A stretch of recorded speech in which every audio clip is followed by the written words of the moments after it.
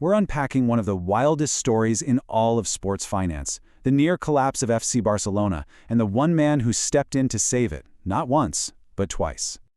And that's really the question at the heart of this, isn't it? This is the story of Joan Laporte, a Catalan lawyer who the fans elected to rescue their club from the absolute brink of financial ruin on two separate occasions. Okay, so first things first, you have to understand that Barcelona isn't owned by some billionaire or a massive corporation. Nope, it's owned by its fans, the socios. And these fan owners, all 140,000 of them, get to vote for their president. This whole structure is why the president's job is so powerful, but also why it's under such intense scrutiny. It really sets the stage for everything that follows. So here's our game plan for today. We're going to look at Laporte's first rescue mission, then jump ahead to the second, much deeper crisis.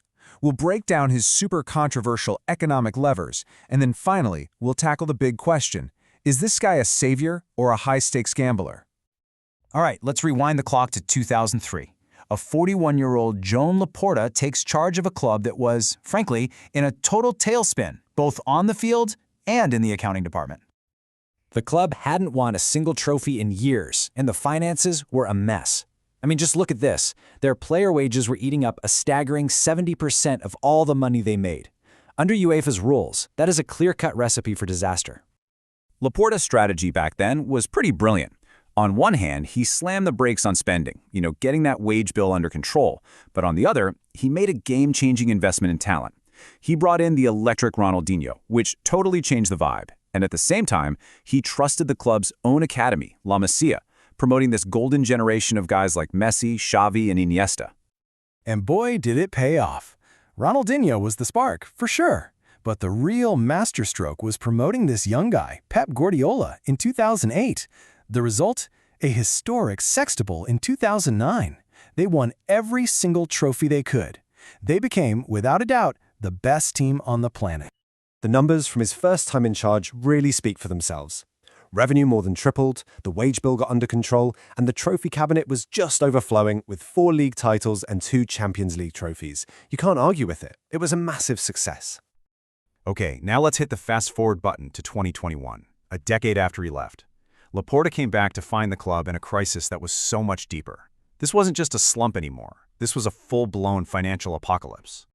After years of just terrible mismanagement and completely reckless spending by the presidents who came after him, the club's gross debt had exploded to an almost unbelievable 1.35 billion euros.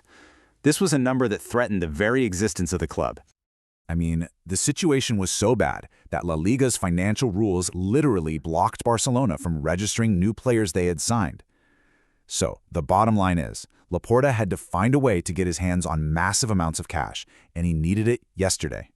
This absolute desperation for cash led to the creation of what the football world now famously calls the economic levers. So, what in the world are they, and why is everyone so divided on them? Think of it like this. In the simplest terms, pulling an economic lever is like selling off a chunk of your future salary for a big lump sum of cash right now. It's a massive trade-off, right? You get instant financial relief, but you're giving up a guaranteed stream of income for years, sometimes even for decades. And he pulled these levers 4 times, selling off huge portions of their future TV rights and big stakes in their media studios. All told, it raced around 850 million euros. And that money was used to stabilize the books, register players, and even go out and sign new superstars like Robert Lewandowski. It was a massive financial gamble to stay competitive right now. Now, there's no doubt the levers worked. They pulled the club back from the brink of financial collapse. But they came at a huge long-term cost, and that has sparked this fierce debate about Laporte's legacy this second time around. Okay, so let's look at what the levers actually did. The most dramatic change by far is the wage bill. It went from a catastrophic 103% of revenue. Just think about that. They were spending more money on salaries than they were even making, all the way down to a healthy 50%. This wasn't just some creative accounting. This was a desperate move for pure survival. So the main criticism, and you hear it all the time, is that these deals are mortgaging the club's future. They're selling the family's silver. By selling off assets like TV rights for the next 25 years, he's basically giving away billions in future earnings just to keep the lights on today.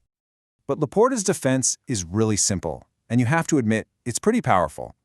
He basically says, look, without these drastic moves, there would be no club left to even worry about. He sees it as a necessary evil to stop the club from going under completely. The truth, like it always is somewhere in the middle. He absolutely pulled Barcelona back from the fire, and they even won a league title. But the road ahead is now paved with the very assets he was forced to sell. The club's long-term health is now banking on massive future projects like the new stadium being an unbelievable success. And that leaves us with the big, final question about one of football's most iconic clubs. Is a future built on selling off pieces of yourself truly sustainable in the long run? I think what you should really take away from all this is that the line between being a savior and being a gambler, well, it often just depends on your point of view. And for FC Barcelona, the final verdict on Joan Laporte's high-stakes rescue mission is still a long way from being